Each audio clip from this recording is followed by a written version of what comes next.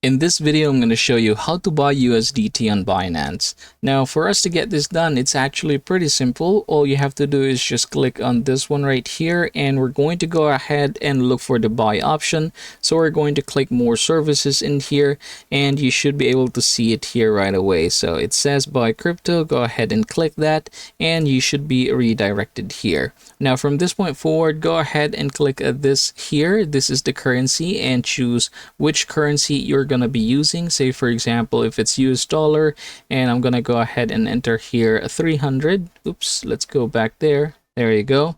And then what you're going to do is choose the buy here. Make sure that you are buying USDT or Tether US.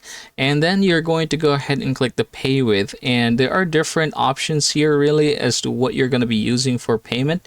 So for payment here, I'm going to use card or Visa, and then confirm. And then click add new card in here if you don't have it yet. So from this point forward, all you have to do really is just enter the desired information that you're going to be needing, and afterwards you should be able to continue and proceed on buying this one. So that, everybody, is how easy it is to buy USDT or Tether on Binance.